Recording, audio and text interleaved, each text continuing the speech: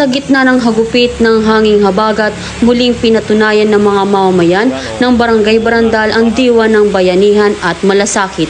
Pinangunahan ng Regional Police Community Affairs and Development Unit 4A, katuwang ang mga opisyal ng barangay at ilang residente ang pamamahagi ng tulong sa mga evacuees na pansamantalang nanunuluyan sa evacuation center ng nasabing barangay.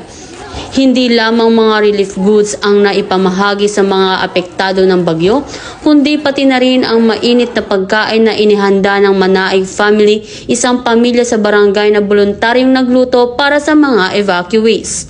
Sa kabila ng sariling pagsubok, naglaan sila ng oras at pagod upang magluto ng masarap at sapat na pagkain para sa mga nangangailangan. Kabilang sa mga dumalo at tumulong ay ang mga tauhan ng RPCADU 4A na hindi lamang nagbigay ng tulong kundi nakipag-ugnayan din sa mga evacuees, nakipag-usap, nangumusta at taus-pusang pinakinggan ang kanilang mga hinaing.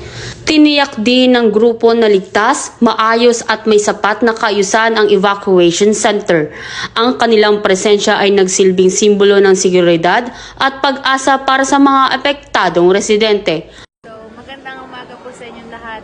Ako, on behalf of Barangay Barandal po, nagpapasalamat po kami sa mga tumulong ngayong araw. Especially po sa RPCADU 4A, headed po ni Police Colonel Mildred Patam.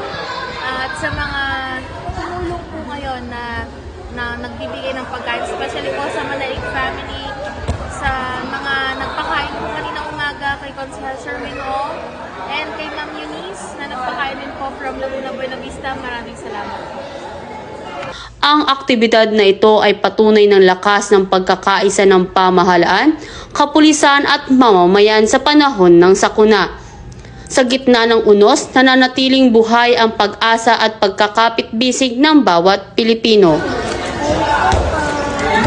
Mula dito sa Barangay Hall, Barangay Barandal, Calamba City, Laguna, ako ang inyong Police News Network Correspondent, Patrolwoman Jessica S. Obrero, alagad ng batas, tagataguyod ng Balitang Pulis.